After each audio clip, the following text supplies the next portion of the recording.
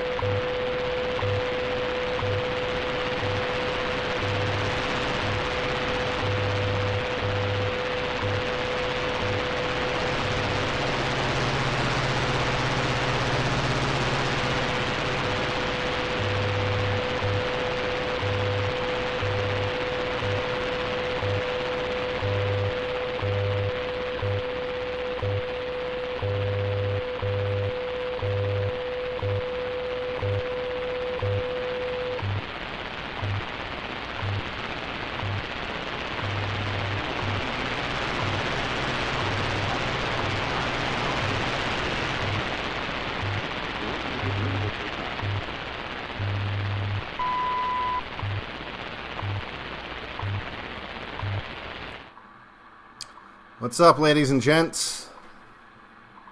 I'm gonna turn this off. That was, I guess, proof of life, right? Streaming a live broadcast from the, I forget what station that one. That's 5 megahertz, whichever one that one is. But anyway, let me get things loaded up here. Basically just want to talk about the really long press conference today, or hearing, or whatever you want to call it. It was kind of an informal hearing. I guess you could call it a hearing, but I mean, they held it at a hotel banquet hall. I mean, so these are things you have to think about, you know, that the legislature, I mean, and look, maybe that's what they had to do because of the time constraints. But as we'll talk about here in a little bit, it just seems like, I don't want to say people aren't taking it seriously. I mean, but maybe they weren't before. And which is why, you know, we've had the kind of voter fraud that we've had probably for decades. And, yeah, and this is something that I think anyone with more than 2 brain cells to rub together would have to be aware of. I mean, this isn't shocking to me at all. And what's shocking to me is that it would be shocking to anybody. So, and because I know that these people aren't stupid, I kind of feel like it's not really shocking to them either. Now, there are some exceptions. There are some people that I think are just boomer tech retards. You know, they don't know what the hell's going on. And let me just make sure I'm streaming here. Here we are. Yeah, everything's working. Seems to be. Okay. Put this over here. And get that plugged in. Yeah, my internet doesn't work until this late at night. I apologize for the the late night streams. But this is how it is for me right now. You know, I don't have internet till after midnight. And then it goes away again at something like 7 o'clock in the morning or something like that. So it's really frustrating. I'm trying to figure out a way around that. But without paying copious amounts of my money that I have very little of, it might not be doable. But we'll see. We'll see. So as you probably know, or you may not know, Arizona held a hearing today at like as I said, at a hotel banquet hall with Arizona state legislatures. At the very least, many of the Republican ones, I don't know. They announced themselves. They introduced themselves in the very beginning, and it seemed like it covered most of the counties. I don't know what the makeup of the Arizona state legislature is, but I would say there was. I know it's not all Republican, and it seemed to me that there was around like we'll just say like 10 people there representing the Republicans, and then you had Rudy Giuliani, his team, and the way it was structured was they would call up different witnesses, most of them poll workers that worked as poll observers, rather, during the presidential election at various polling places throughout Arizona, so different counties and different polling places. And if you're familiar with kind of what we saw with the previous hearing with Giuliani, it was much of the same, right? Much of the same kind of patterns that you see. Giuliani also had a couple expert witnesses, you could say, and including I'm blanking on his name, the Indian guy that invented email, which I know that's a disputed claim, but what is it, Doctor? You guys know who I'm talking about, the MAGA Indian that invented email, which, by the way, his presentation wasn't crazy or anything like that. I just think that it was explained a little bit. Well, that's the problem with a lot of this stuff. All right, so let's just get into it. So basically, what went on for hours, like this went on for hours. Like it was longer than 8 hours. Like it went from, I don't know what time in the morning they started, but fairly early in the morning. They broke for lunch, like at noon for about an hour or so. And then they kept going. And I think that it went on till like 7 or 8 o'clock at night. Like I don't remember exactly when it finally finished. And then I could finally take a nap. I was not expecting it to be that long. I listened to like probably the first half of it at double speed, and then I was amazed that I caught up to the live broadcast. It was like still going, and I'd been listening already for hours, and I was just like, how is this still going? And a lot of it's because a lot of these witnesses kind of meandered and couldn't get to the point, and repeated a lot of the same information. And a lot of them were like old ladies and boomers and stuff like that were just kind of, not exactly the best witnesses to just give the floor to. Like, hey, just say whatever you want about, your fun at the polling station that day. It was, they could have used a little bit of interaction, maybe, or I don't know if this would have been bad or not for optics or whatever you want to call it. But they could have used a little direction from someone like Giuliani, because a lot of this stuff just got a little into the weeds. And some of the representatives did guide the witnesses a little bit when it started to be a little bit much. But basically what you heard over and over and over again, you had a couple different kinds of testimony. You had people that worked at the polling stations saying the kinds of things that we've already heard, saying the kinds of things that you already expected to hear, saying the kinds of things that if you're the Trump administration, or really anyone who cares about fair elections, that you should have addressed. Like, the biggest problem. So, for example, one of the things that we heard over and over and over again was that you had a whole room full of people, like with tables, like just like a giant gymnasium full of tables, and people sifting through boxes of ballots left and right at all these different tables. And for the entire room, you had one Republican, like in this gymnasium-sized room, that was monitoring the entire room. And then in addition to that impossible task, they weren't even allowed to walk up to the tables. So you had to be like 20 feet away from the nearest table. And you could argue that, okay, well, a lot of this bullshit was justified because of COVID, right? So how could Trump and the rest of them had foreseen that all these local election officials would enact all these crazy 20 feet away rules? But it wasn't just that. I mean, it wasn't just the 20 feet away rules. It was the fact that you didn't have enough people in the room, even if there was, you didn't have to be 20 feet away. It was the fact that there was no... See, here's the big problem with all of the evidence. At the end of the day, all of the evidence is eyewitness testimony or affidavits or math that doesn't conclusively prove anything.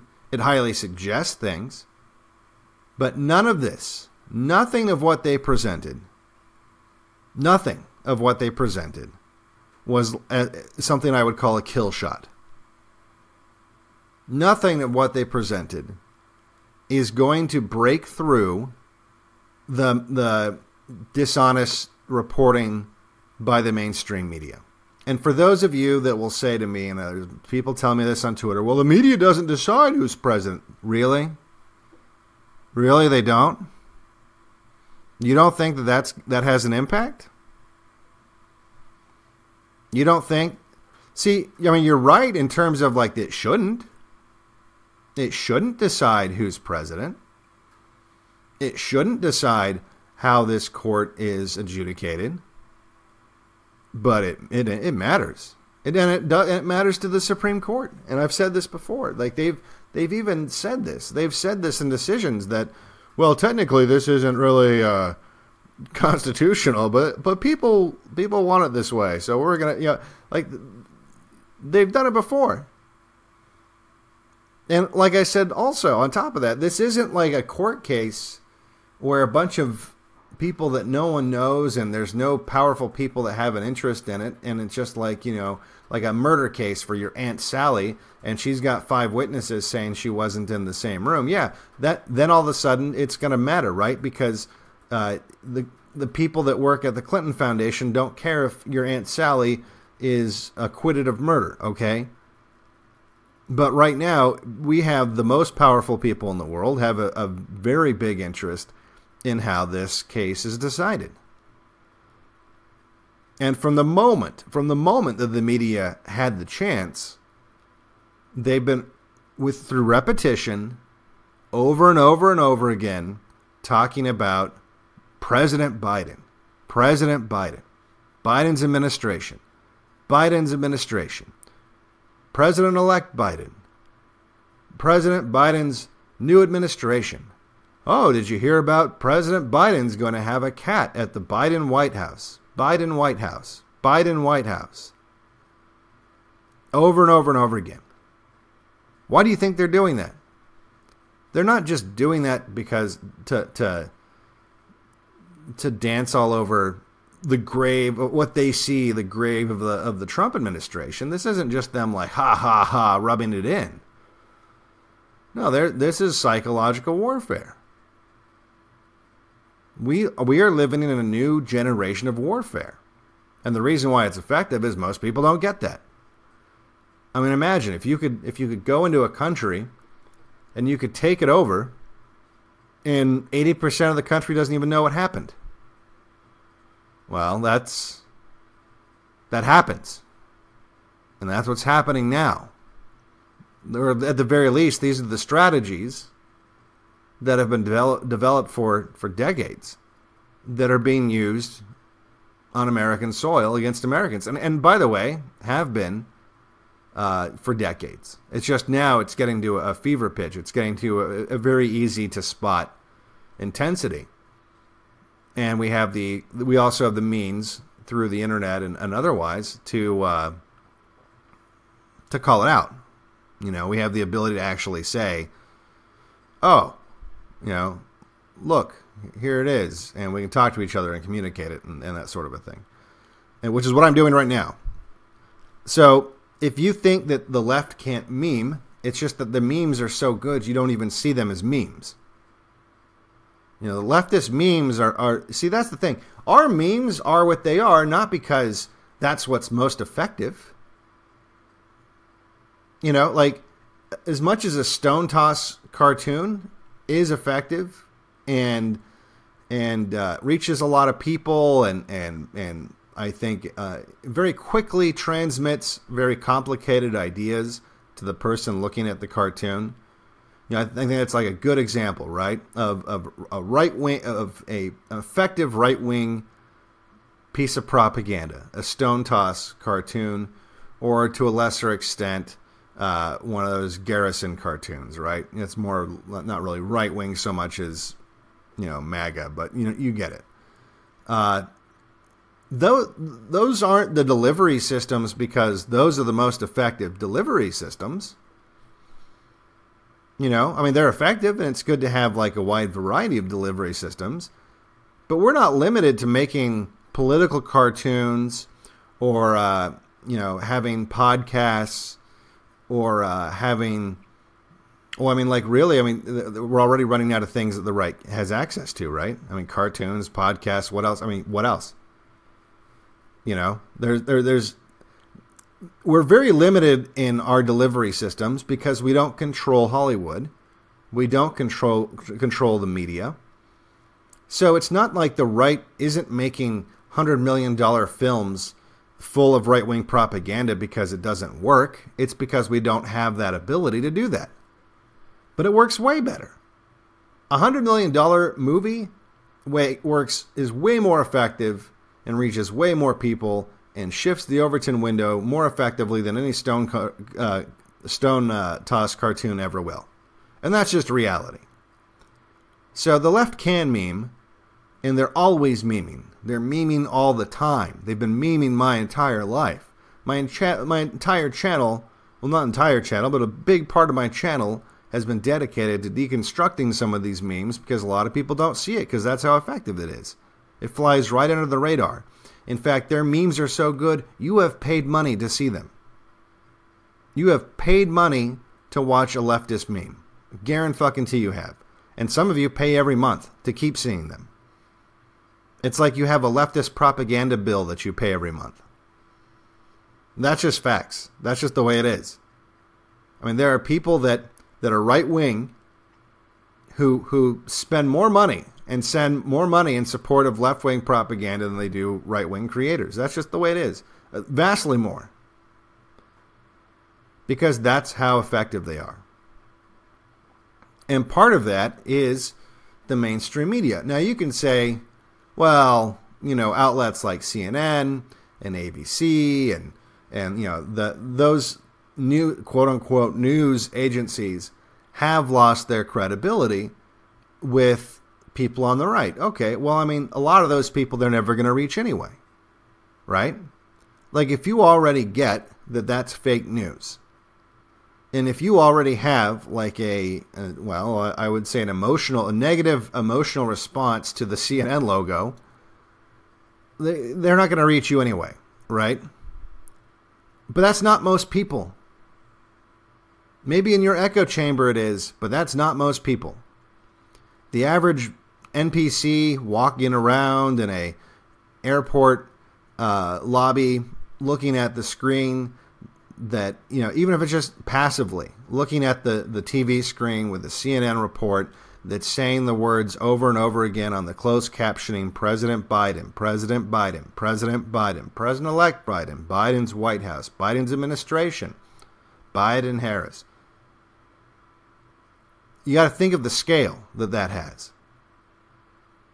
You got to think of every instance that's happening where some NPC is looking at a TV and reading those words, or taking the phone out of their pocket and they're about to unlock it, as we all do throughout the day, some of us several times a day, and because they're NPCs and they don't know how to disable the default things, what do they read before they even start to type in their passcode?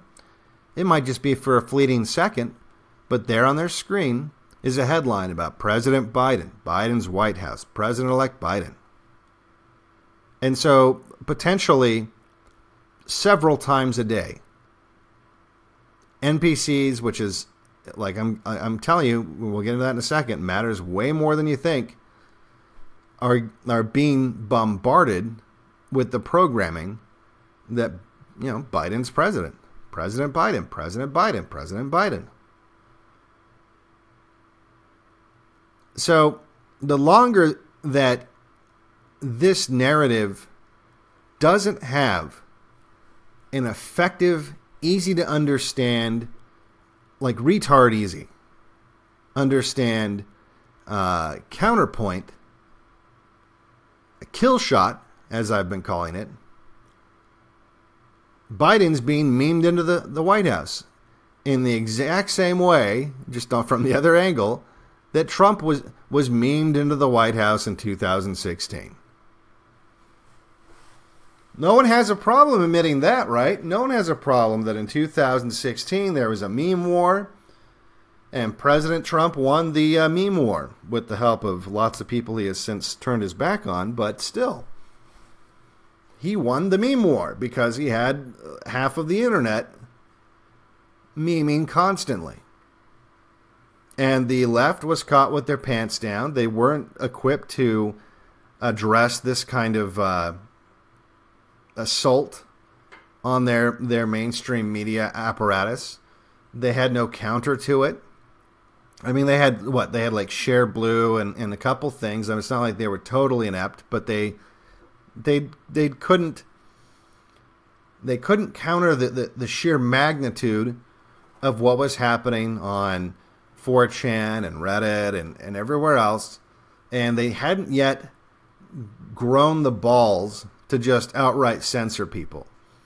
And so while they were doing like sneaky, shadow banning and testing out little methods like that, they were still embarrassed about doing the kinds of things they do right now with no problem.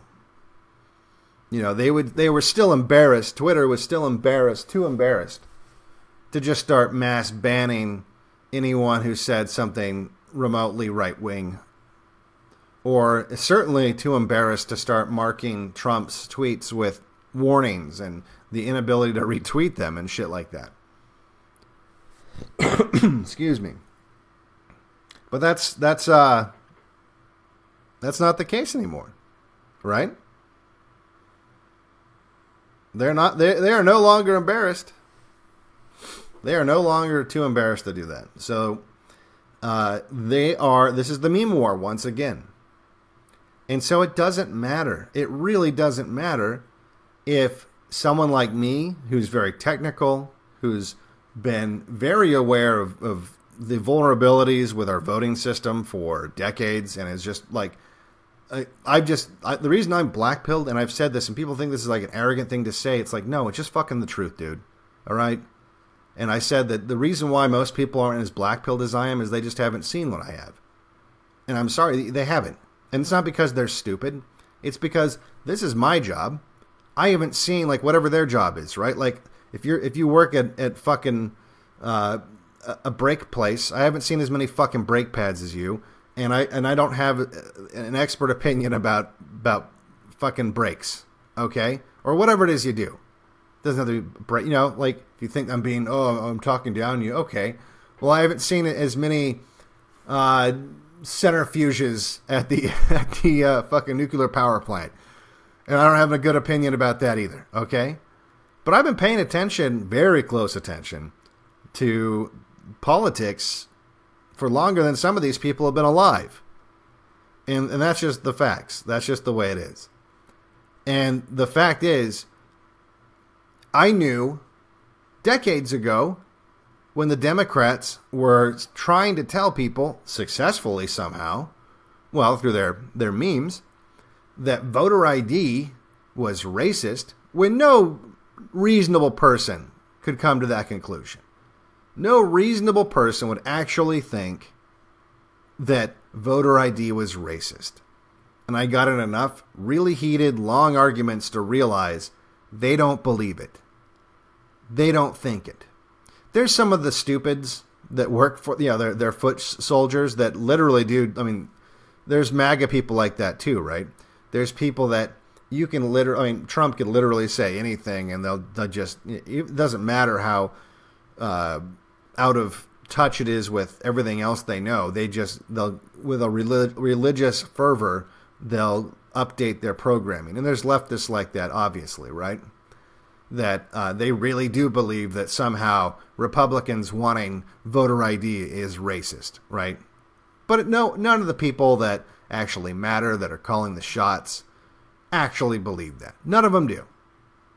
They know why they're doing it. It's because of a fraud. And they've been doing fraud for eons. And then with the voting machine, same thing. These voting machine vulnerabilities, they're not new. This isn't something that like, oh my God, Sidney Powell and Giuliani and Trump, they've cracked the case. No, this is something that was widely reported, by the way. This isn't even stuff that was like, oh, talked about on these dark corners of the internet. You know, all these people on 4chan were like analyzing this data. And no, this was on fucking CNN, for fuck's sake. You had CNN reports talking about how, people at DEF CON, like literal 12-year-old girls at fucking DEF CON, were hacking these voting machines every year. Every year. Within like 2 minutes. These were not secure machines. And these problems were never, ever fucking addressed. And again, you have to conclude, at a certain point, it can't be incompetence. It can't be incompetence. Now, there's probably some exceptions. I mean, look, bureaucrats are not the fucking sharpest tools in the shed. So the underlings, again, they might actually believe whatever their fucking boss tells them because they don't care, because they're literally just there to punch a clock and have a job that you can never be fired from. But the people calling the shots, the people at the top, the people certainly investing in these fucking companies, like Nancy Pelosi, for example, who owns stock in I believe it's Dominion, and she's not the only one. They know. Of course they know. And what's more, your intelligence agencies have known. The same intelligence agencies that knew that Dennis Hastert, for example, was fucking underage boys in his apartment in D.C. that were being delivered to him by representatives of foreign governments. The FBI had him under surveillance and had this information. And he was the Speaker of the House and didn't think that was maybe something that should be addressed.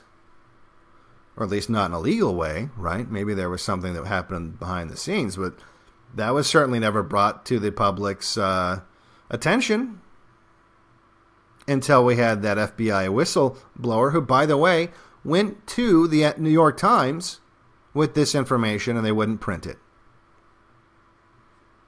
I mean, they printed other parts of her story, but they left out the big Dennis Hastert is a pedo part. This is why I'm blackpilled. The entire system is so corrupt that it's not salvageable. You can't fix it. You have neither the resources or the time to fix it. Because it's still rotting. It's still rotting from the inside out. So even if you start cutting out some of the rot right now, which we're not even doing, you're not going to be able to do it at the same rate. It's going to be at a slower rate than the rot is spreading. This is a done deal, my friends. So you have to, and look, if you don't believe me, how are all the lower courts ruling? How are all the, look, the lower courts are getting the same affidavits, the same information that we saw in the hearing today and the other hearings that they've had. The lower courts are getting the exact same fucking information. And what are they doing? 90% of the time, they're throwing them out. Not because there's not evidence. Right?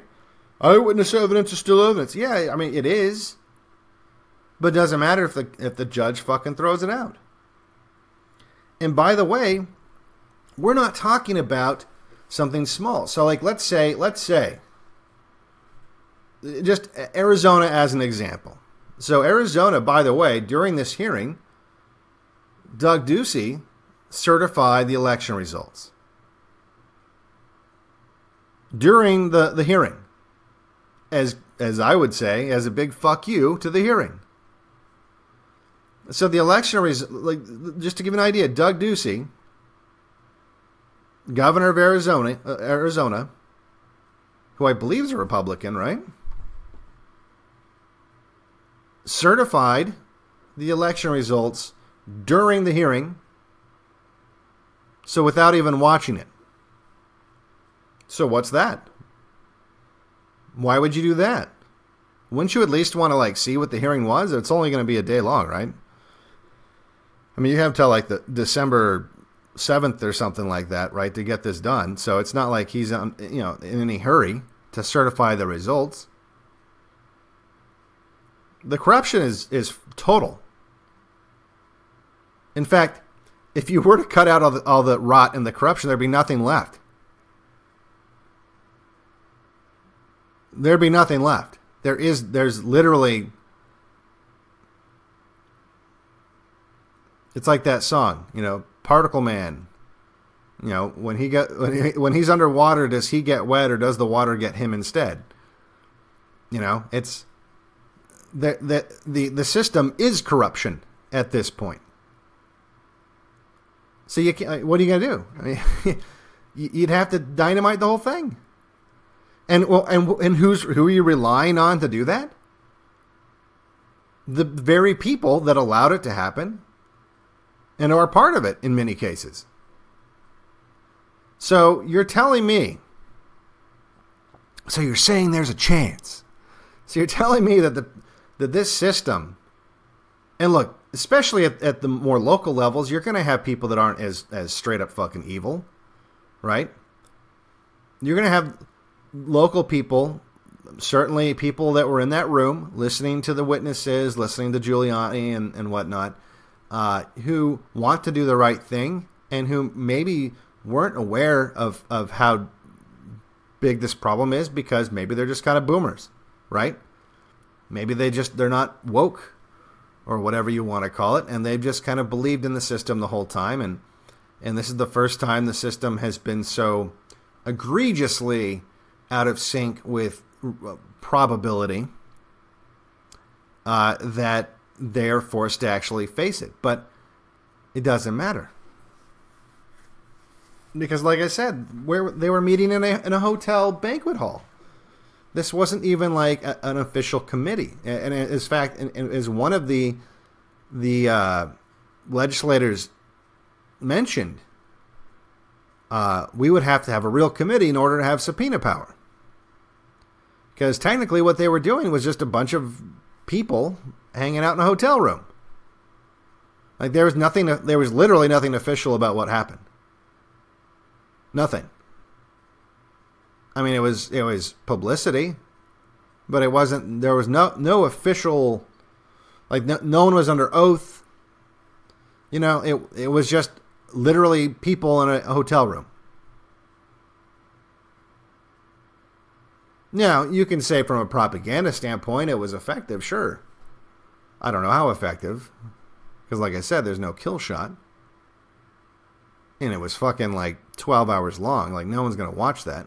Maybe there's going to be clips channels that are going to be finding things that rhetorically are very, sound really good. Because, there were a couple moments where like the audience clapped and cheered something that one of the witnesses said. But I mean, there was, even then, none of it was really, I mean, it was preaching to the choir stuff. They were cheering and whatever, because they were, these people were saying little sound bites that they wanted to hear. It wasn't anything that was going to convince a non-believer, because it was all just eyewitness testimony. It was all just people saying, well, I couldn't see what they were doing. That's the other thing. It was all just these poll watchers saying, oh, there were all these opportunities for fraud. There were all these opportunities for something bad to be happening. And there were, like an egregious amount. But again, nothing that shocked me. Like, this is something that's been going on for a long time. This isn't new. It's always this bad.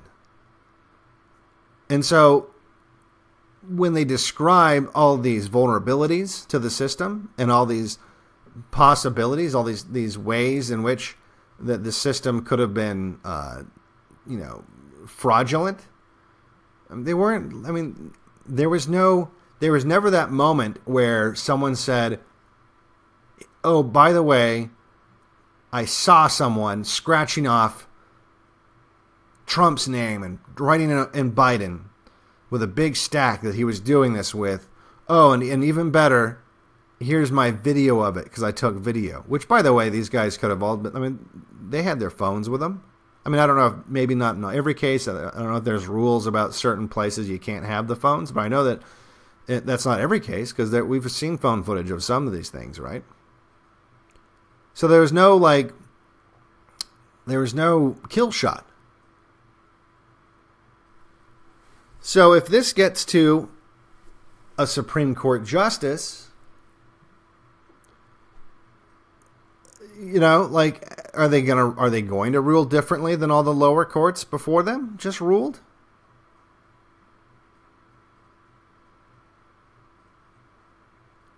And I'm not even talking about like, I mean, look, like I said, this isn't just a controversial case. This decides who's president. And there's a lot of things that these people take into account when talking about this sort of thing that you don't think about. Because when you and I think about this, we think, well, who really won the vote, right? Like, who should be president based on the numbers? We're looking at like scientists, right? We care about, you know, empiric evidence. Like, okay, who should be, you know, if we care about justice, who should be the winner of this contest? They don't look at it like that. You see, because to them, it's not important that the system justly delivers the just winner of the contest. What's important to them is that the system preserves the system.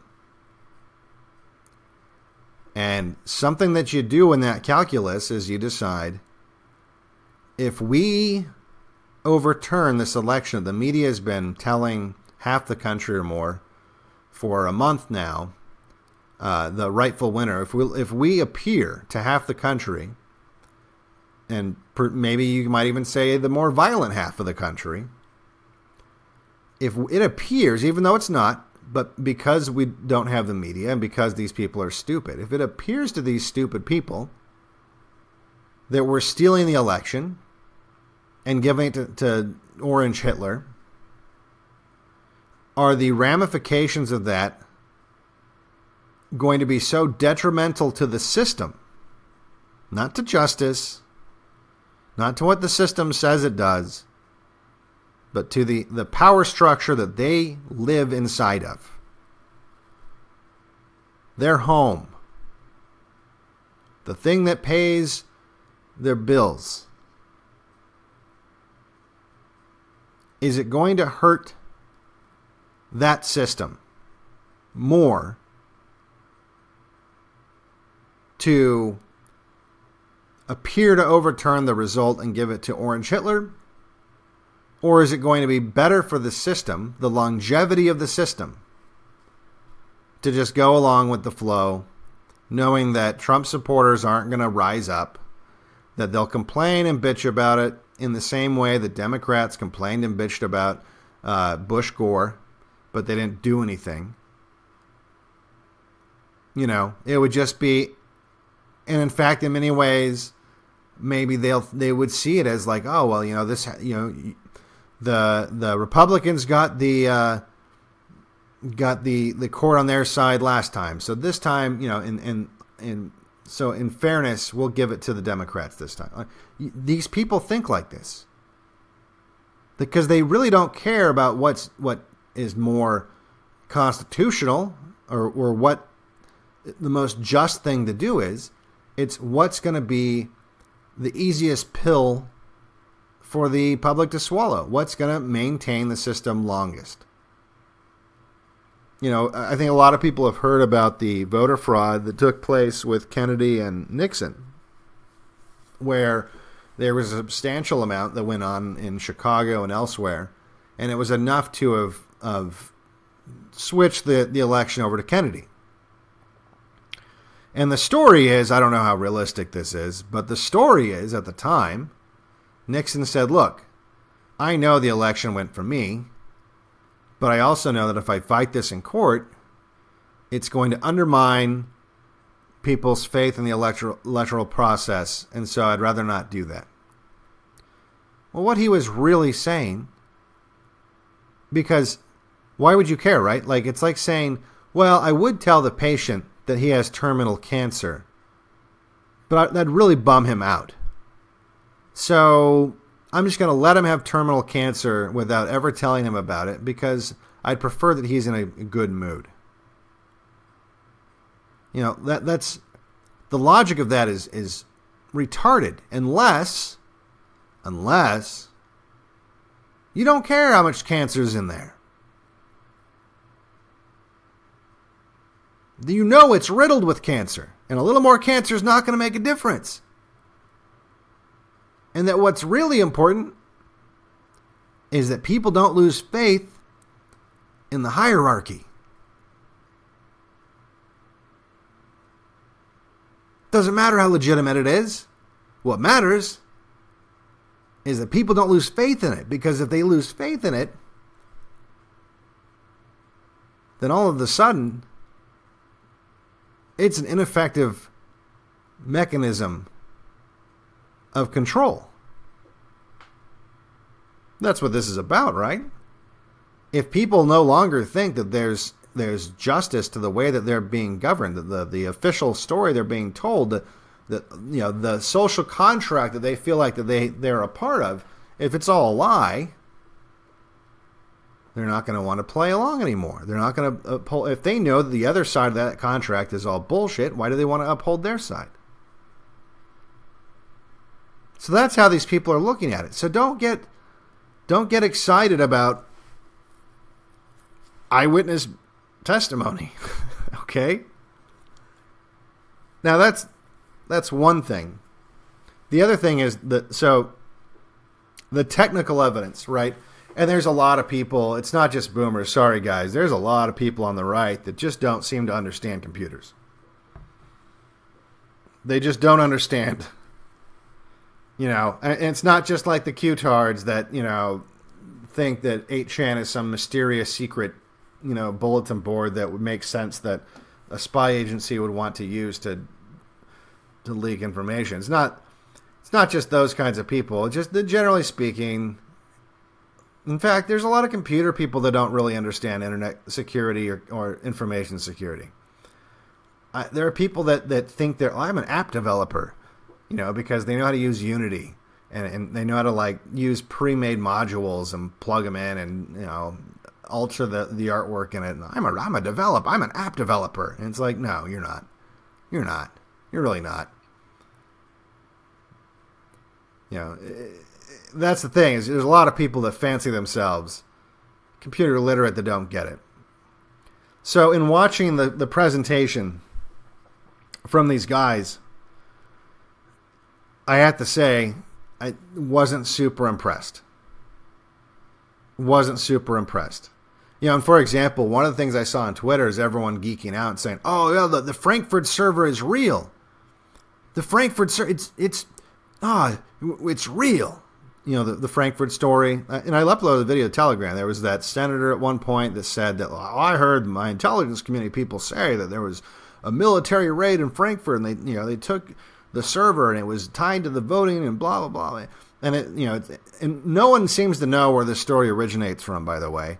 Like, no one can give me any kind of solid link about, like, what started this big fucking rumor that just seems to be, like, you know, a game of telephone at this point. Right? There's no local news reporting about a shootout anywhere in Frankfurt. There's no anything. Like, there's no video. There's no even audio. Like, there's nothing. There's just a bunch of people saying there was some kind of fucking raid. And so this has become kind of like part of the QAnon story. And what this guy, who was one of the expert witnesses, was saying that got everyone thinking like, it's confirmed. It's confirmed, guys. Frankfurt, confirmed. All he said was that there was packets of information going to some server in Frankfurt. They don't even know what it was. I mean, because you can't know what it is unless you hack it, right? And it's encrypted. Well, that's fine. Trump has all that. No, he doesn't. No, he doesn't. And if he does, why are we in civil courts right now? That's a criminal matter. See, people are having a hard time with that part of it too. This is a civil matter. Giuliani is not part of the DOD or the DOJ. Giuliani is a private citizen suing. I mean, you could do what he's doing. He doesn't have access to classified information. Doesn't matter if he's the president's lawyer. It's illegal. You can't make a legal case using illegal shit. Or a judge is going to say, what the fuck is this?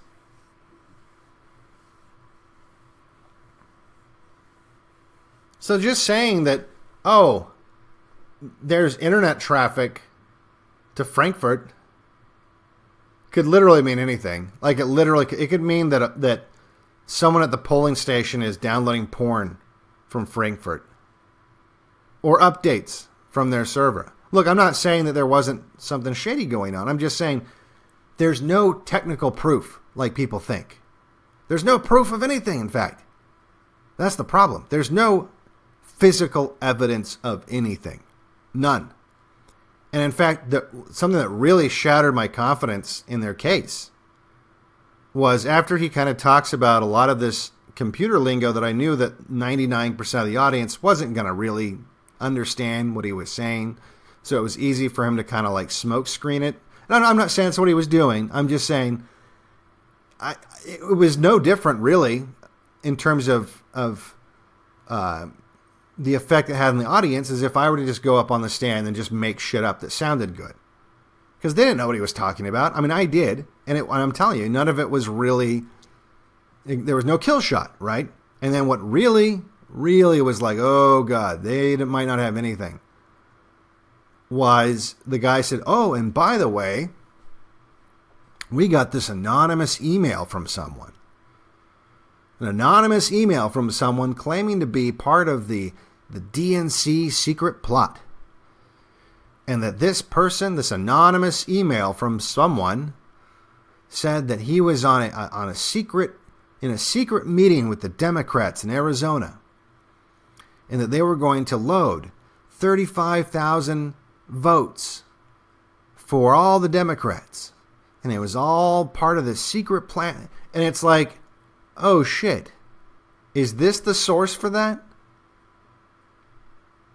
All these people on Twitter and people like Sidney Powell talking about how Dominion is loading 35,000 votes onto the machines. Like I thought, oh, there must be some kind of evidence of that happening. They must have some kind of at least statistical analysis that shows that, wow, like at the beginning of the night when they first started the tallies up, you had 35,000 votes already with all these Democrats, something that would show that that's what it sounded like. That's what they were making it sound like.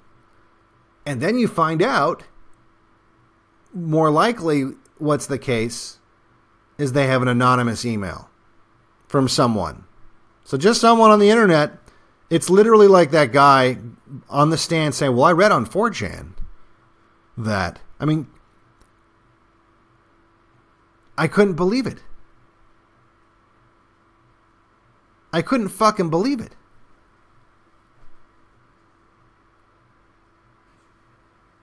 That was being, I mean, even if like, let's say I was that guy and I believed this anonymous email, and maybe they had more reason other than just the email that went along with this storyline, right? I wouldn't be telling people in the hearing about an anonymous email from just some, who knows. Well, someone wrote us an email saying that they did it. It just looked bad for anyone that's smart. See, that's the thing. I think there's so much confirmation bias going on right now on the right. So many people that just want to hear something that tells them that what they believe happened. And, oh, that's the proof. Look, an anonymous, like, the Q, right? It was like the Q tactic. Oh, I'll just tell you that what you want to hear. And you'll believe it. Motherfucker brought that up as evidence.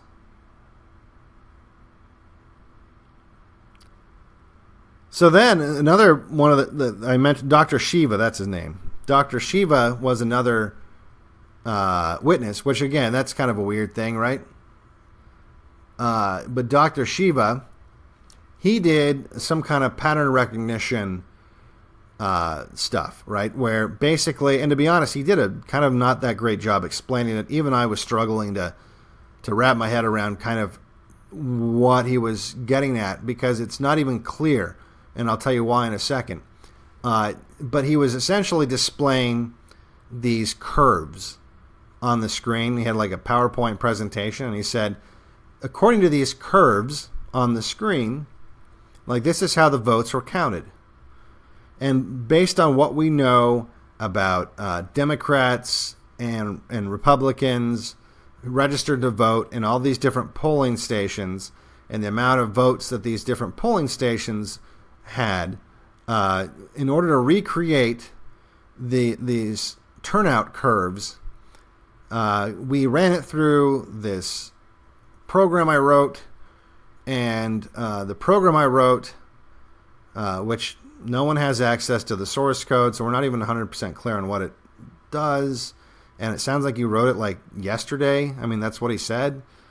This program I wrote shows that the only way that could have happened is that if 30% of the people registered Republican voted for Biden and instead of Trump.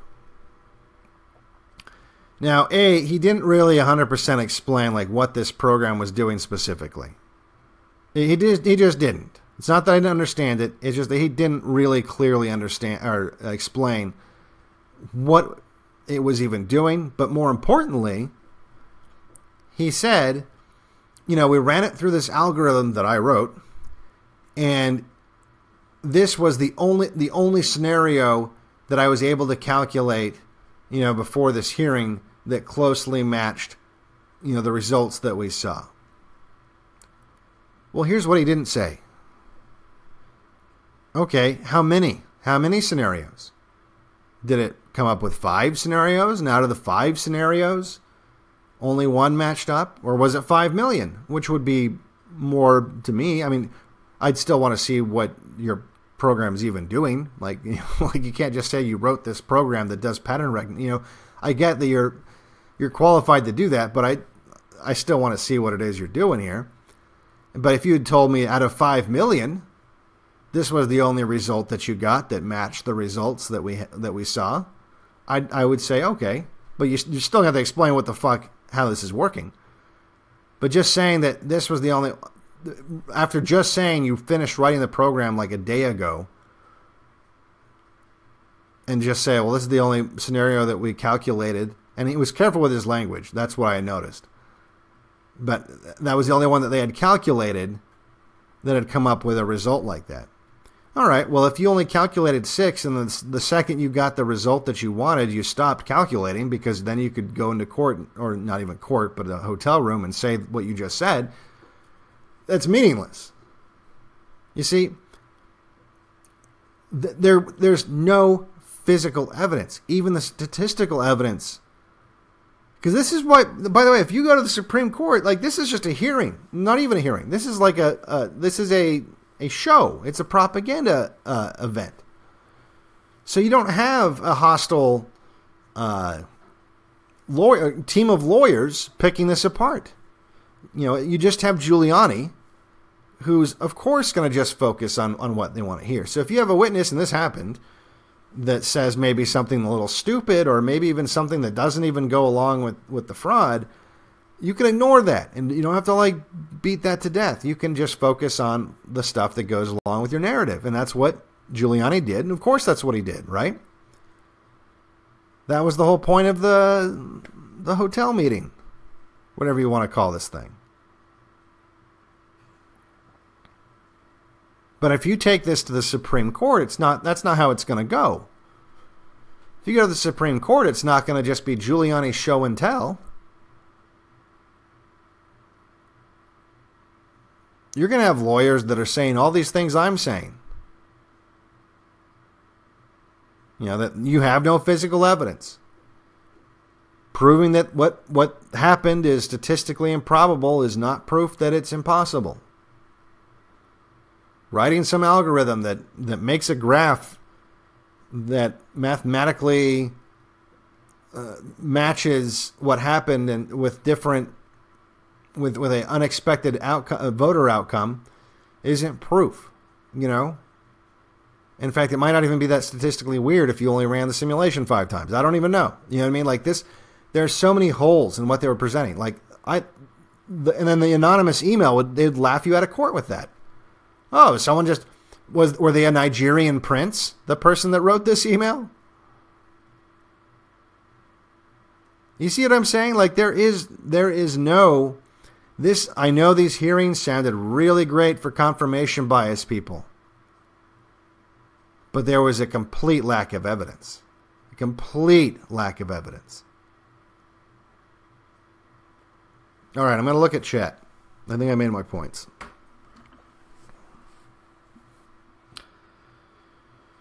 Okay. Sounds like Dr. Stack doesn't believe they stole this shit. I don't know. I think they could have. Like I said, here's the problem. There's no proof. Because of the way the systems are designed, it's like every part of it is almost designed for fraud. Like, you couldn't design a worse system for voting.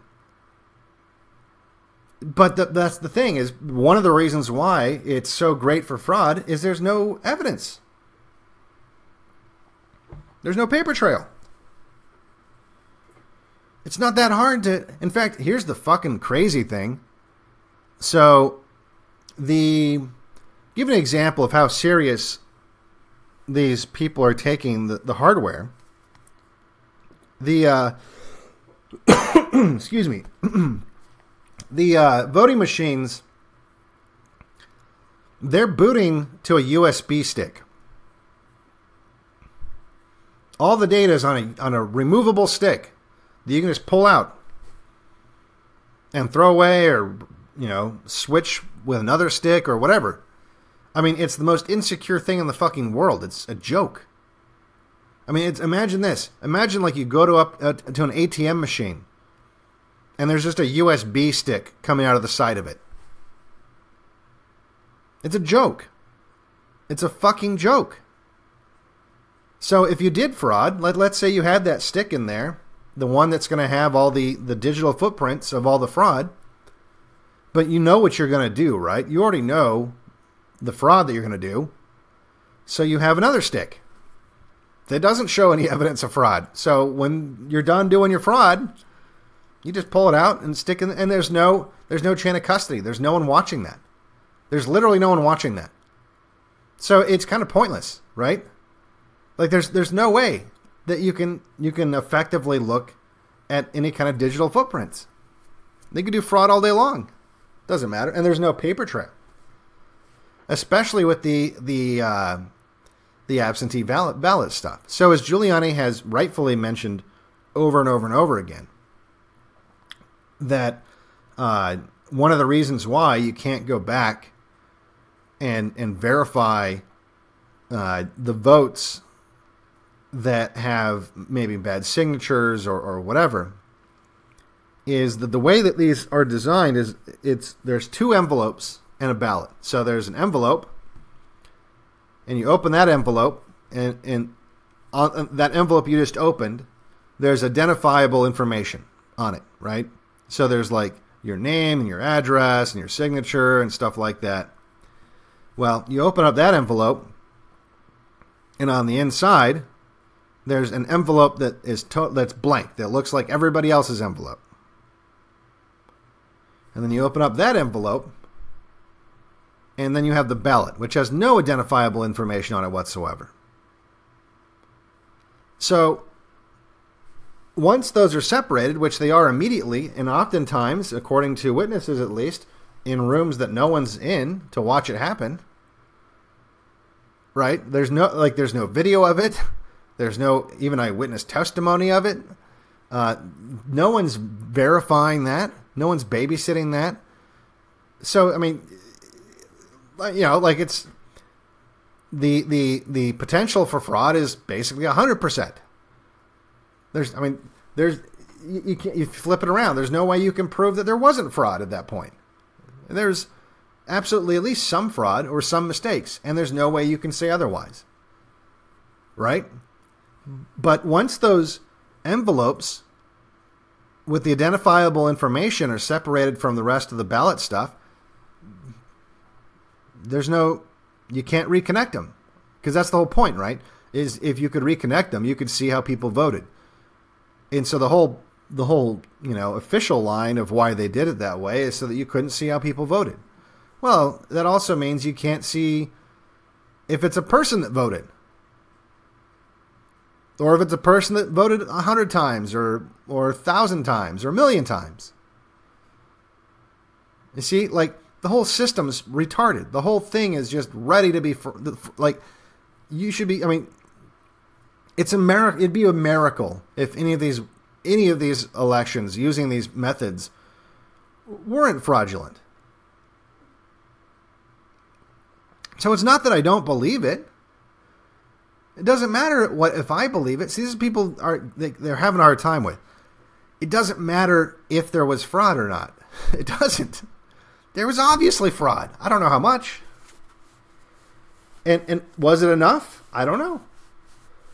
And by the way, you could even say, given these conditions we're talking about, that doesn't even prove that there wasn't fraud on Trump's side. Like, the system's so full of holes, Trump could have been, gaming the system. How would we know? And that's kind of the court case. That's what they're trying to do. Okay, so the legal angle that they're going with is like, look, this is clearly a big fucking mess. Therefore, the only solution is that we throw out all the results. Right? We just say, you know what? This is a big fucking mess. There's no way to know what happened. So we're just going to throw it all out the window. And in that case, what happens is you have the state legislature then choose essentially who the votes go to. There's a process to that, but that's effectively what happens is the state legislature chooses who gets the votes. Okay, well, once again, if you're not in the system, or if you're not in the business of justice, but you're in the business of preserving the system, that doesn't sound like it's gonna promote a lot of faith in the system.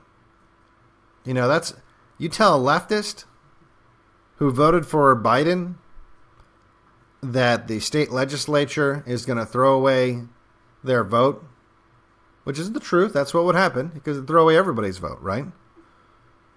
But they're going to throw away their vote.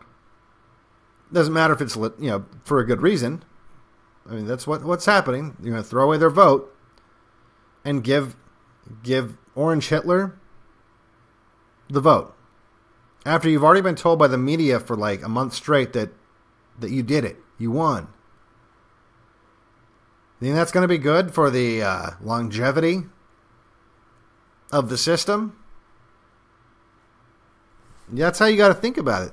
Judges aren't thinking just, what's the right thing to do, if only. Can you imagine if that's how our legal system worked? The judges just wanted to do what was right? Come on, man. Come on, man. That's not how this works. That's not how this works. I wish that's how it worked. It's not how it works. Let's go back to chat here. It shocks me that our people... That went too fast. For a little while, the illusion was solid enough that people felt that they were winning. Everything's scrolling too fast. They're winning, but the powers are pushing it as of late, forcing the truth. Well, look. It's harder and harder for them to maintain status quo, not because that there's fraud this time and not before, and maybe not even that there's more fraud. I don't know. It's that we're finally polarized enough to where we're suspicious of the system. See, here's the thing I've always argued that was good about Trump. Is forever, the right has always lost gracefully because at the end of the day, they believed in the system. In the same way you see like right-wing people, even after we watch all these cops let BLM burn down a city, they're loath to say anything bad about the cops, right? Like part of the right-wing personality type is believing in the system and wanting to conserve the system, right? Like that's part of they're not revolutionaries. That's part of the problem. But thanks to Trump, who undermined the faith, whether it was on purpose or not, in a lot of institutions, for the easiest one, the media, but also I'd say the intelligence community, something that the right wing used to probably not across the board trust, but certainly had way more trust in than the left did in previous decades.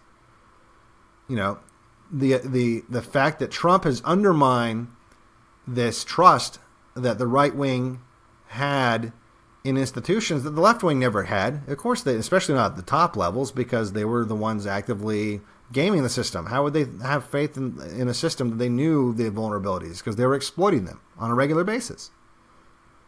So really, it's not that I think that the fraud's worse even this time. Maybe it is. I don't know. There's no way to know. So much as the trust is gone. So people that would have called you a conspiracy theorist, for example, for saying all this stuff, are now going to these meetings and cheering in the audience. Being a conspiracy theorist is mainstream now. So that was the bonus. That's what we got out of Trump. Is Trump destroyed this blind faith that people had in the system. And so now we're in this weird situation where no one trusts the system. Which is why I'm saying that the courts are going to take that into account, because they know what happens if everyone loses trust in the system. That's it. System no longer keeps going, which is why, look, I'm all about people losing faith in the system, because that's how we get this fixed. All right? You can't just keep putting fucking Band-Aids on this. This is, as we've talked about, there's more cancer than not at this point. You gotta clean it out. And you can't clean it out if no one's willing to go casket shopping, And so that's what's changed. It's time for the Great Reset. Well, you know what? Here's the thing. I don't think it's a mistake, or a coincidence rather, that they named it the Great Reset.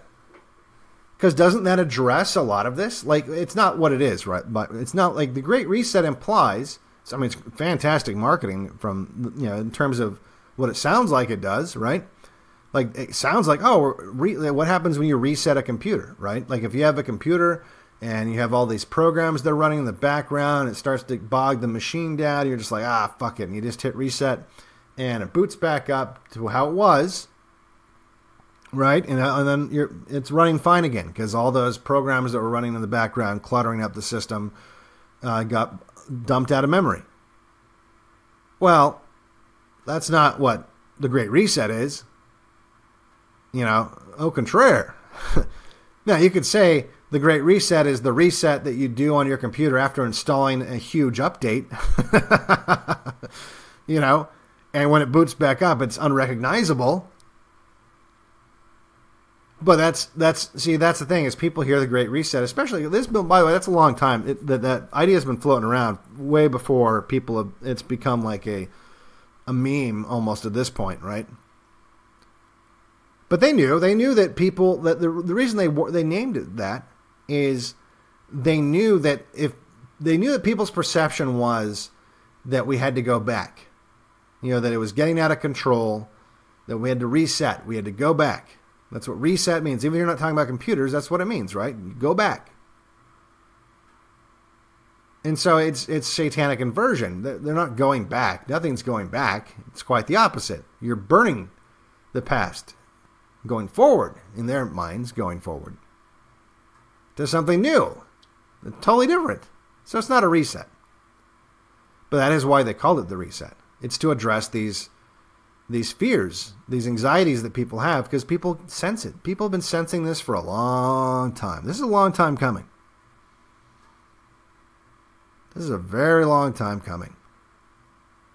It's just now starting to get to a point where we're seeing some of the structure slip away. The cracks have been forming for a long, long time, though. Let's see here. They push whatever they want. Corona voting, all just smoke. Well, yeah, but I mean, there's a method to their madness. I mean, it's not like it's all just a puppet show for something else. That's the thing. People are always like, oh, it's all just, everything's a distraction. Everything's a distraction.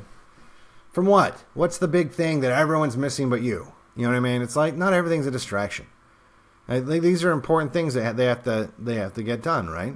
You know, in terms of COVID or whatever, like look at what that accomplished. There's very specific things that it's still accomplishing, right? So it's not that now. Look, some of this, how much of it is it planned? How much of it is they just take advantage of a new crisis and blow it out of proportion and guide it and all that stuff, or how much of it is like literally like 100% is script? We'll never know, but it doesn't matter. It doesn't really matter. What matters is what they're using it for. It doesn't matter if it's totally fiction or if it's, like it was a real thing that they leveraged or whatever. What matters is what the results, right? And the results are an increase in a decrease in freedom and an increase in centralized power. That's what's happening all across the West simultaneously. And it doesn't add up. It doesn't add up. Everyone knows it doesn't add up. It doesn't add up. If their aim was to limit death, right? Like that's what they're saying, right? What we're doing is to limit death. Well, what they're doing isn't limiting death. So that's, again, you can only use the incompetency excuse for so long. And on some levels, it probably is. It's probably stupid bureaucrats being told that, like, oh, no, this is all real and we have to do this because they're saving lives, and they'll believe it. In the same way that right-wing people will believe in Q, they'll believe it, right? They'll believe in masks. But the people at the top, like Fauci and stuff, they know.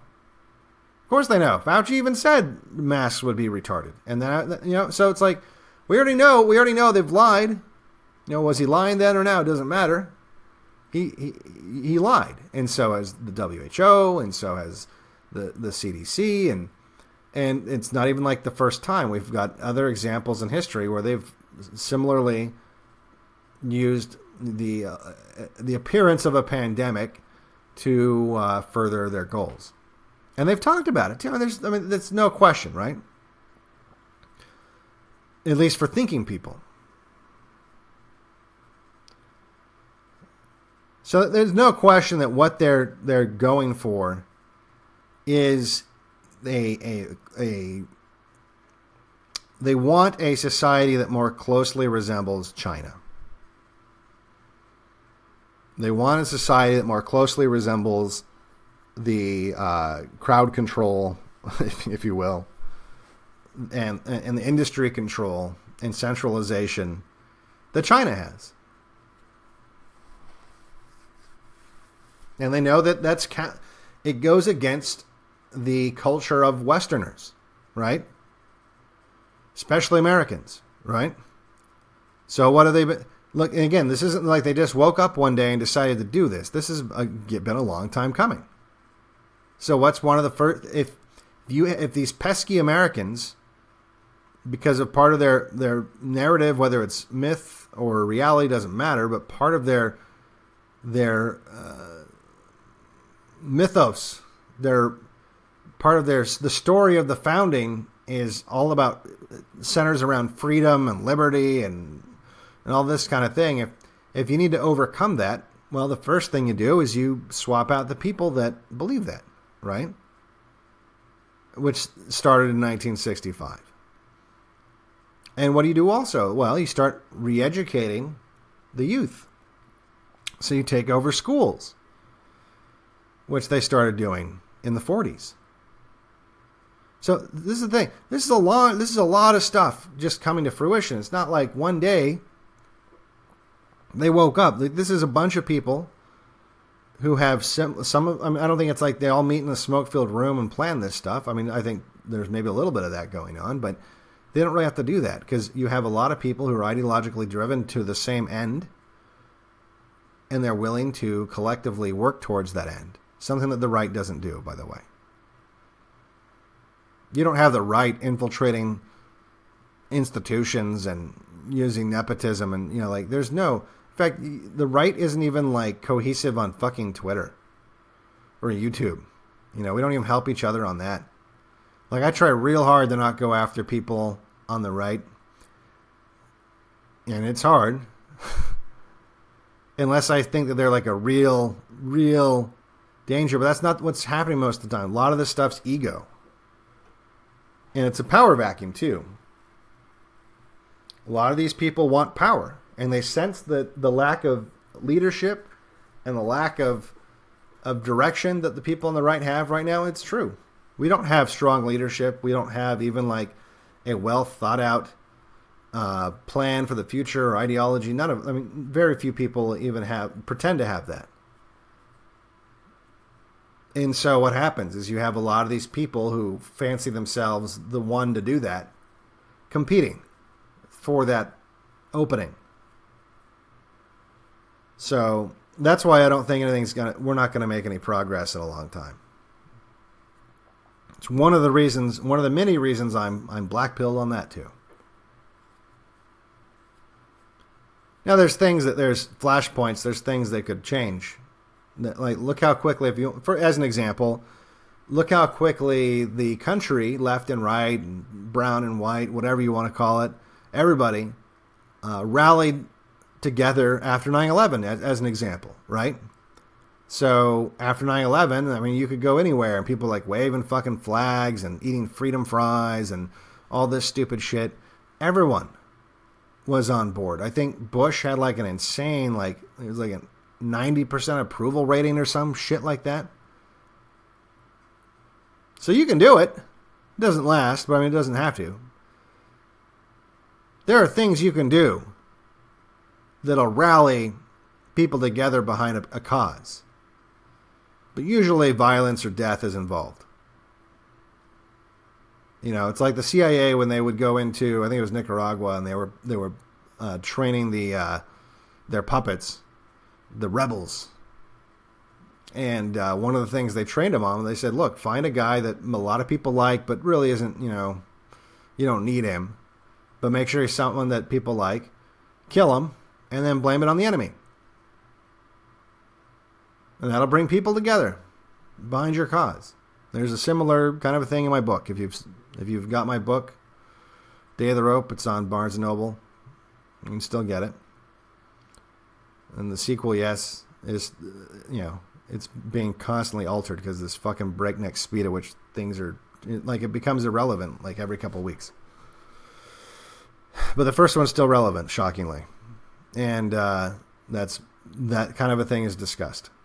In a very fictional way, I might add. It's all fiction. So, there's things that you can do, or that could happen, that would rally people in all these factions together, right? But as of right now, that's just not the case. And that is the case on the left. Look at the groups that are allying together that have nothing in common. You think tranny pedos have a lot in common with CARE, like the Muslim groups, or and look, they have infighting too, right? Like you see like the feminists fighting the trannies and stuff like that, but when the rubber meets the road, they all rally together. And the right doesn't do that. At least I've never seen it. Never seen it. DOTR takes place in Minecraft. Yes, it does. Build a greenhouse and some raised beds with removable cold covers. Buy tons of cans of beans. Get a Berkey. I don't know what a Berkey is. Get a little chicken coop and pray. Yeah, I mean, these are all things that you can do. And I'm trying to do at least my form of that. I don't have a lot of money or a lot of resources, and I live in an environment that's not super friendly, but I do what I can. And it's getting better. You know, I'm more and more secure. I certainly have lots of food supply and lots of water supply and lots of brass supply. And you should. And that's something everyone can do. And then once you've done that, you can look at getting like chickens and, you know, gardens and stuff like that. Berkey is a filter. Okay, yeah. Get a water filter. I've got a water filter. I'm far away from water sources. So, as I've talked about before on this channel, like if I ever got in a situation where my well stopped working for some reason, or my rainwater collection stopped working, which is, I mean, it hasn't rained here in months, which is unusual. This has been a really dry summer. But I'd be fucked. Like if I was like just trying to live off rainwater, I would have died a long time ago, honestly. In fact, I'm kind of wondering how the foxes and the coyotes and stuff stay alive because there's no water source. I really don't know how they're alive. I mean, the squirrels and stuff, I get it because they can eat plants and get moisture out of bugs or I don't know whatever the hell they're eating. But I really don't get how a fox is staying alive. Like I don't get it because there's been no water in the desert for months. And I don't mean like I just don't know where it is. No, it's not possible. It's all dried up. Because usually with some of these washes, right, where you have the big rains, the water drains through these washes, and you can dig, and eventually you'll hit water. But even that's dried up now. Like you can dig all you want. I mean, maybe if you dig like 100 feet, you know, something like that, you'd find water eventually. But yeah, even that's dried up right now. So that's why I'm doing my crazy marches into the desert. Because if I ever have to walk to a natural water source, it's like 50 miles away from me. So that's the kind of thing you got to think about. Start thinking about that. I think that's a worst case scenario. You got to remember, even if we have, my guess is the way that this would go down is you would have existing power structures being the movers and shakers, right? So you'd have governors. You'd have, like with the first Civil War, you'd have, you know, California saying, you know what, we're done with Orange Hitler. We're going to break off along with Oregon and Washington or, you know, whatever, who knows, right, where they draw the line. And we're going to make our own little sub-country. And you know, first of all, you'd have a lot of time before that would turn into blows. You would have, because they would start the conversation peacefully first. I mean, you'd have to. Logistically, you'd have to. I mean, it's not like the governor can just declare war. You know what I mean? Like, that would never happen. It would be suicide. So you're going to have warnings of a lot of this stuff. Like, what you're not going to have warning for is more for people that live in the city, right? Where you're going to have civil unrest on the same scale that we saw with BLM and stuff like that. Maybe amplified a little bit. That's the kind of people. But if you live in the rural area already, you're pretty much good to go. You might have to worry about supply chain stuff being interrupted, but I mean, even that, I don't see that as being a big deal. Like I said, I've been to countries that are at war, and it's not like everyone's just starving the streets. If it's a first world country, everything seems normal where you're at, and it's the same way, by the way, like same way in America during the first Civil War. Like if you weren't on the front line, you went to work every day, and you know, like. It was relatively normal. Like there was rationing and stuff like that as you know, if you have all your men. See, it's different though. Here's the thing is everything's so much more mechanized and automated that if we had an actual civil war where there's like soldiers and a front line and stuff like that, which I mean, that's so, I think, you know, down the road if it's even possible. It's going to be, a lot of it's going to be mechanized and a lot of it's going to be computerized and automated and, you know, like in ways that the original Civil War wasn't. So, like in the original Civil War, you had people that literally had to leave the farms. People that were working the farms were abandoning farms to go fight the war. And when you have that happen, then you're gonna lose food, because the guy that makes the food's gone. Well, that wouldn't happen.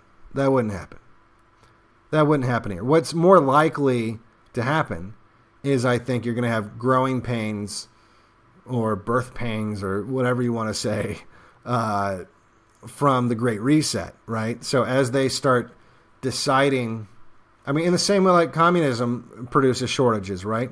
Because that's what it is. It's communism. So you'd have that kind of a shortage happen, right? Where, oh, well, the centralized authority has done the calculation, and maybe incorrectly, that they need to grow X amount of grain and not have so many cows, or whatever it is they're doing, and they fuck it up because they always do, and then now you have supply problems. That's where I see it. And then maybe economically in the short term there might be some supply problems because you have a lot of these smaller farms that are maybe economically hit by the fact that all these restaurants who are usually buying their food they're no longer around. And, so as first you have the restaurants start to go out of business, and then, they're purchasing from suppliers. And so then you start having some suppliers go out of business, which is part of the Great Reset, right? Like they want to consolidate everything. So it'd be in the short term, right? Because eventually what would happen is the bigger suppliers would then acquire the smaller. That's the game. That's what they're playing, and so you would just have like the mega suppliers grow bigger and bigger as they absorb all these smaller ones that go out of business. In the same way that Walmart and Amazon will absorb the business of all these small companies that are going under. It's not like they're not going to be able to handle it, but there might be certain products that you used to buy that become unavailable, some maybe permanently. But that's the thing. It's so hard to fuck it up that unless there's people actively trying to fuck it up, like a resistance force, which again, there might be mentions of that in my book. If there were people that were actively, because it would become more fragile, right? Anything that's centralized like that and not distributed, not decentralized, is going to have that vulnerability, right? And so if you have people actively trying to undermine that system and attack it while it's especially transitioning, then you could have some problems, and that might be desirable. That might be something that certain interests want to make happen. But I think people are overreacting, like they watched Terminator too many times or something, like they think that it's going to just disintegrate. And look, I like that kind of fiction too. I do. I love that fiction. I have a lot of books like that. I've watched a lot of movies. It's one of my favorite genres. I get it. Because I like, in some ways, it's confirmation bias, right? It's like telling me that I'm not crazy for building all these supplies because look how bad it could get. But really, it's not going to be like that. It's not going to be like fiction. It's not going to be like Mad Max. The only way it gets to something like that is if you have, like I said, forces actively, whether it's domestic forces, foreign forces. So like if you had China that would want now to take this opportunity to go to war with America, I mean, which again, in the short term, I see as highly implausible. I think it's just going to be mostly a slow rot. And economically, you might want to have all these supplies because that I can see. I can see the economics of things getting so fucked up that it's not that you can't get bread. It's that bread's really expensive. Stuff like that makes more sense to me.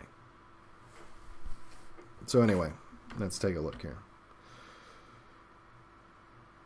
If a civil war happened, that would be the end of the West. No, it wouldn't. It wouldn't be the end of the West. Was it the end of the West last time? No, it wasn't the end of the West. It wouldn't be the end of the West. In fact, it would be a rebirthing. It'd be a reordering of things. First of all, we're not the only country in the West. Okay, so if there was a civil war in America, yeah, you'd have like a lot of the hierarchy being reorganized, especially in Europe. But I mean, it's not the end of the West. And in the ways that it would be the end of the West, it's positive. You know, like there's a lot about the West that's really shitty right now. And that would be an opportunity. So here's the thing. Civil war is not a destination. It's a path. It's the road to get to where you get somewhere else. You know, it might take a few years and it might be bloody and who knows, right?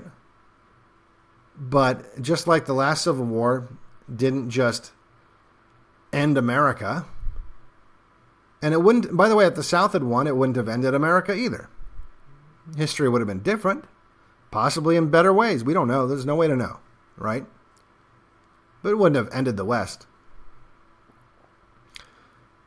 There's a lot of wealth and a lot of human capital, even if you wipe out a bunch of us, that would remain here.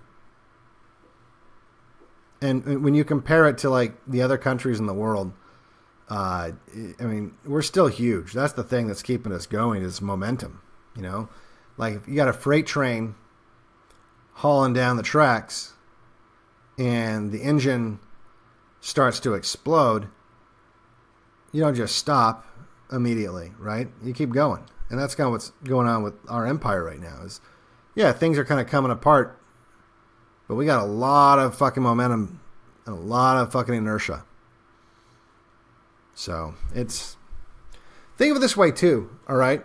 Especially when you're a kid, I'm sure you've been running down a hill and then you tumble, and it's almost like without even thinking, without even trying, it's like you do like a somersault and then you're back on your feet running down the hill again. You know, it's almost like this, like your brain just did it. It's like you calculated it and you and you know, it probably didn't look graceful, but you're back on your feet running because you had the momentum.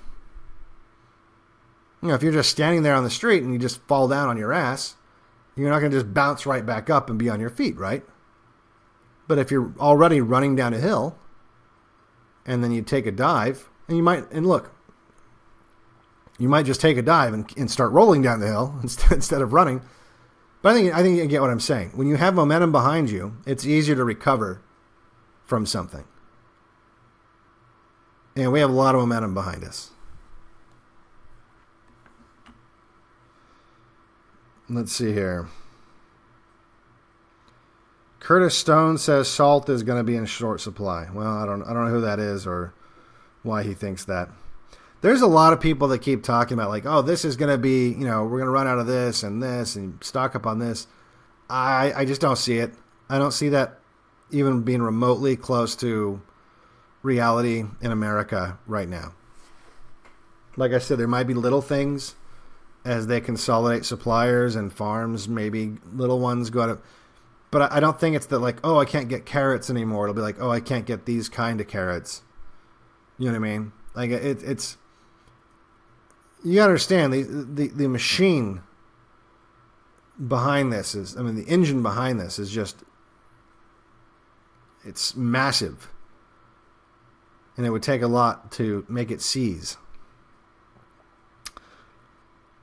If a civil war happened, I think communist factions and opposition would have a fight here in the U.S., World War III. Maybe. I mean, look, so what you got to think of it this way. If you had a civil war happen, you would have foreign states step in, right? Obviously. I mean, you'd have China probably step in. You maybe even have like Germany. I mean, who knows, right? It all depends on who gains from what, and there's no way to know a lot of this stuff in advance. I mean, I'm sure there's people high up somewhere in a room that have gamed a lot of these scenarios out, but they have information that we just don't have access to. But again, I mean, that happened in the Revolutionary War. You know, we had the French step in and help, and you know, so, or even like if you want to look at World War II, if you want to say that, see, that's the difference. It wasn't a civil war in World War II. It was it was different nation states with different alliances, and you wouldn't. So it's a totally different animal. Like if you had a civil war in America, presumably you'd have at least two different sides, maybe more, but generally speaking, it'd be two different sides, right? And you would have foreign money, foreign supplies, foreign maybe even troops coming in. You know, the French did that. The French sent troops to help the Americans. And we do the same thing, right? We send peacekeeping forces to other countries and that sort of a thing. So you'd have that go on. It's just, I don't know why they would. I don't know that the rest of the world would have the military might and the stomach to be pouring, to make this into like a big arena, like a deathmatch arena on American soil. I mean, we still have a fuck ton of the world's military, you know, and you want to get involved with that if you're someone like France or even China. I mean, I keep saying, even if it takes 9 of them to kill one of us, they still win. That's true. But technologically, China is pretty far behind us. And so it might take more than 9 of them to kill one of us because of that. And it might not be in their interests, right? It depends on what these factions are. Like, if, you know, like, can they trust or even worse, like, let's say California decides to secede. They go and talk to the Chinese government and say, look, if you back us, then we will, you know, we'll have these great trade relations once we become our own country. Well, if you're China and you don't think that they're going to be able to successfully pull that off, you don't want to piss off America by making deals with California. You know what I mean? Like, it's a complicated thing. It's not as easy as just like, it's not like a game of Command and Conquer, you know, where you're just dragging armies onto American soil and putting them. There's a lot of moving parts. And there's a lot of momentum, and there's a lot of just complexity to this that would take a long time to work out. Which, by the way, is great for you if you're just worried about surviving. It's not like you're gonna just wake up one day and, oh my God, there's a war going on outside my front yard. Now, the reason why you want to prepare before that or anything like that, even like that, won't ever happen. But what might happen is, oh my God, they're talking about war on TV, and now all the grocery stores are empty. That's why you prepare. Not because you're going to need the supplies, like, you know, one morning you're just, oh my God, can't get food out of the society because all the supplies have driven up. No, it'll be more, I can't get food because everyone is freaking out about what's going to happen, and they've bum rushed all the stores, and now I can't get food. And then maybe eventually I'll need food if there's rationing or something, you know, stuff like that. There's going to be a lot of warning before something happens. It's not going to be like Red Dawn, where you look out the classroom window and there's people parachuting into the playground. Let's see here. Chinese are loyal to China, though, whereas most Europeans wouldn't defend even their own country from attacker, according to a study. Yeah, well, especially in America, right? Because who counts as an American? A lot of these people, so-called in the military, you know, why? I mean, what are they fighting for? They're fighting for a paycheck. We have a fuck ton of the world's military, but if the wrong people were in control, they can't see it. Would be fighting communism or ushering in. Oh, by the way, I'm going to release the lemons. I've never done this before. Boom. I think I did it.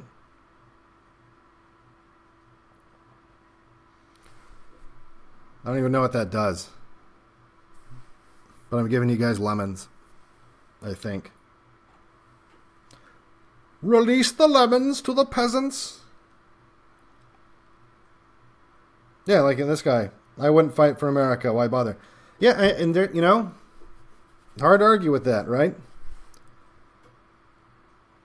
You're not really America in its current form is it worth fighting for? You know what I mean? Like, is America in its current form something you're willing to die for? And by the way, not just for you. I mean, that applies. Who is it? And there's no solidarity. So it's a leftist wouldn't think it's worth dying for, right? Who? What demographic thinks it's worth dying for right now? Which is also why Civil War is complicated. Because there's people that just would sit it out. They just be like, whatever, who cares, right? It can't be worse than how it is now. And then you'd also have a lot of people fleeing. Like you'd have an American refugee crisis. Now the difference is Americans would bring a lot of their money with them. But you would have Americans leaving by the tens of millions. To everywhere, to Asia, to Europe, South America. There's a lot of people I know very well, that's the first thing they're going to do. They're not prepping. They haven't created a bunker. They've created an ejection seat. And it's hard to argue with that logic.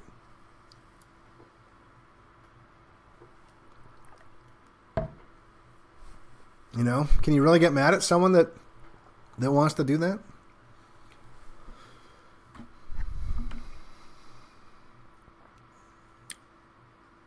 Yeah, who will fight for the bronies? Exactly.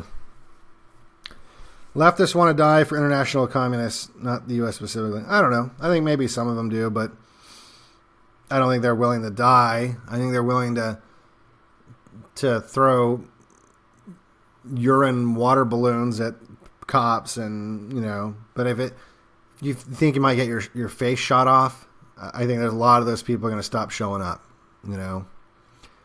It's like it's cost benefit. It's like what I've said about the border, right? You don't need a wall, you just need drones. And people would stop coming across the border real fast if they thought they'd get drone striked, They thought like a smart bomb was going to fucking wipe them all out. They wouldn't risk it. And we have the ability to do that. Don't think that we don't. America has become an authoritarian state ever since the Civil War. It has been rotting for 150 years. Humans don't value freedom. It's not that humans don't value freedom. The feminine does not value freedom. And I think eventually it is kind of like it's something that necessarily has to die because,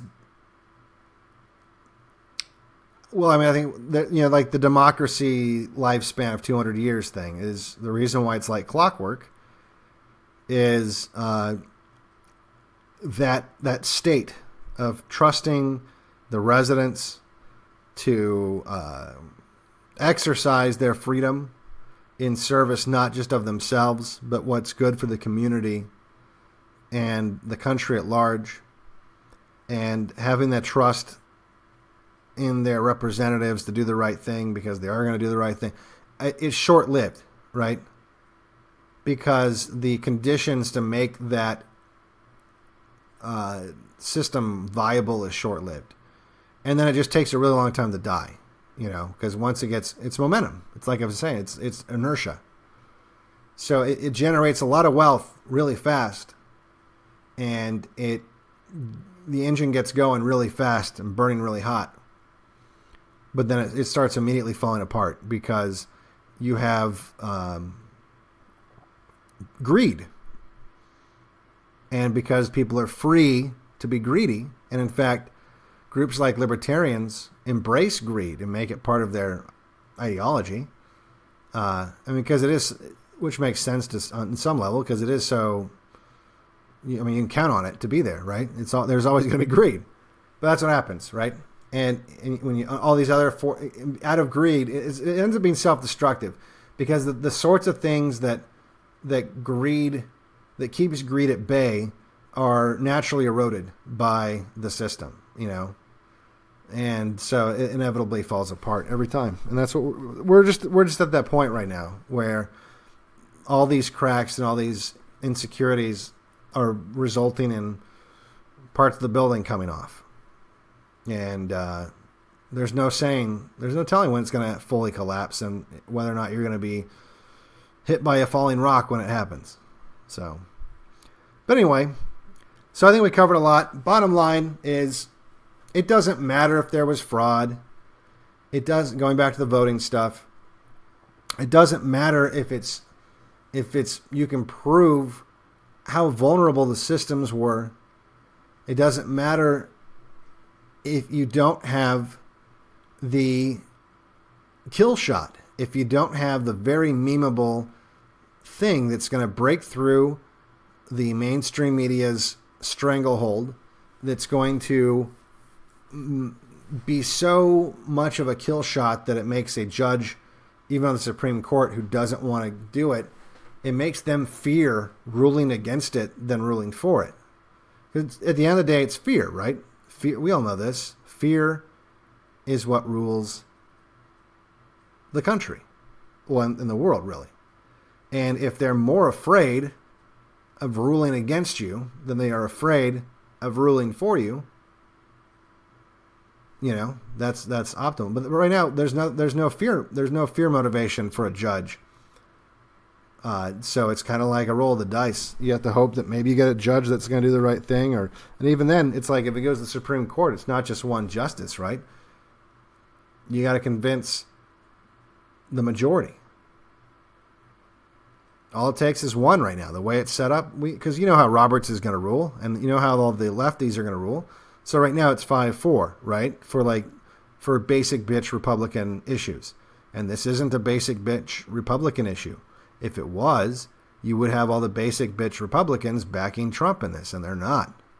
They're jumping ship. They're signaling real hard how they want this to go. So you don't even have the Republican establishment behind you. So what makes you think that the justices that the Republican establishment voted for and confirmed? Okay? You got to remember that. People like to say, oh, based Kavanaugh, he's like this beer-drinking bro. No, he's not. He's not. He was George Bush's lawyer on 9/11 and helped write the Patriot Act. Not exactly based Kavanaugh, if you ask me. And he was confirmed by the Senate. Eventually. And you can say, yeah, it was a big fight and whatever. I guess. Maybe theater. Who knows? Coney Barrett, same thing. So, I mean, these people were approved by the ruling class. Maybe grudgingly, you could say. Or maybe foolishly, you could say. But there's not a single justice on the court that wasn't approved by the ruling class. That's the process. To get there, you have to be put there by the ruling class. So, I wouldn't just assume. And look, maybe we'll get lucky. I don't know. I'm not pretending to have some insight on how this is going to go down. I'm just saying, look, there's a lot of angles you're not thinking about. If you think it's just going to go to the Supreme Court and they'll be like, oh, well, clearly there's all this possibility of fraud. So, ta-da! And then there's other, by the way, that's not even the end of it, right? So let's say you're able to get rid of these votes, and the state legislature sends electors to the Electoral College. That's not the end of it. It's not like, ta-da, Trump won. It can get challenged and get dragged on through more legal processes in Washington at that point. And this could go on for so long. And again, all it takes is for the hierarchy to make the call that this is doing more damage to the existence of the hierarchy than it is, preserving it. We need to pull the plug on this.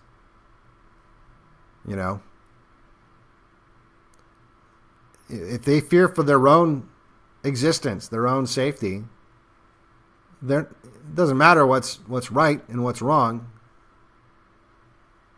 It's fear that's going to inform that decision. So anyway, just keep that in mind, guys. And because you know that, don't be afraid of them. Don't be afraid of them. See, this is the thing, too.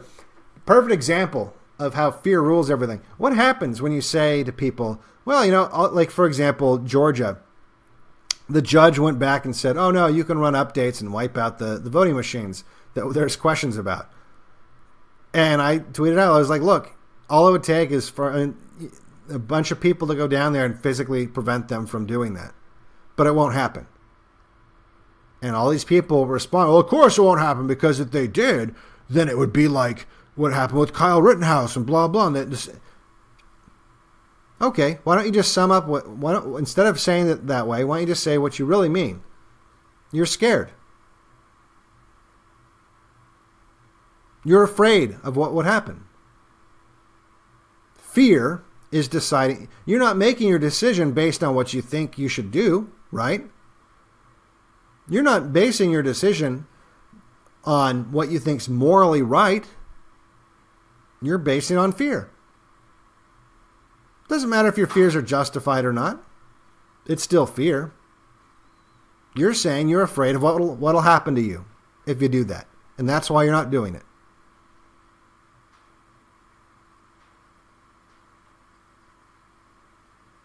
Fear is what rules the world. Fear.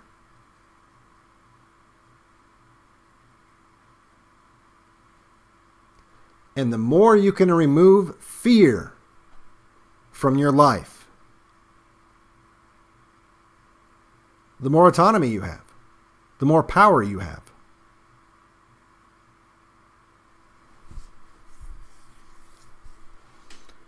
If you're living paycheck to paycheck at a job that's going to shit can you the second that you say anything even to the right of Marx, you live in fear. Why would you want to live like that?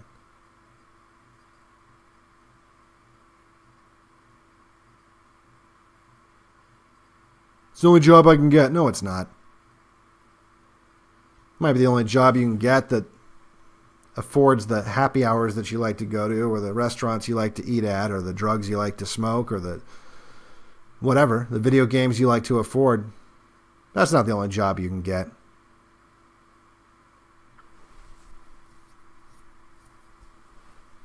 Oh, I can't afford to have kids. You think the black people that are fucking having kids in the ghetto can't afford to have kids? You can have kids. The state will provide. Unfortunately, that's the way it is.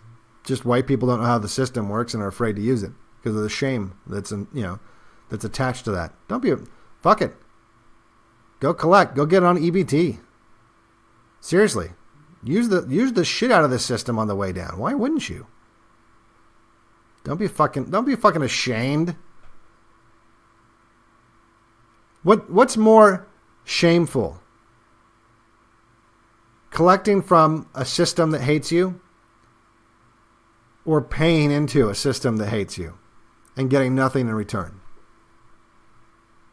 Who's really the sucker in that scenario?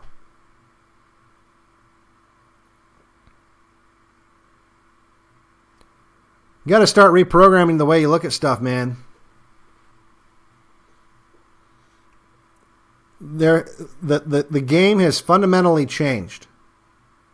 And if you're still playing by the rules of how you thought the game was played, you're doing it wrong.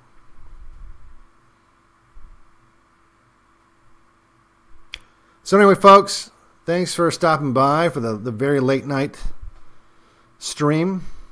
It's very late or very early, depending on where you are in the world, which I guess is always the case, right? But don't get your hopes too high for this case.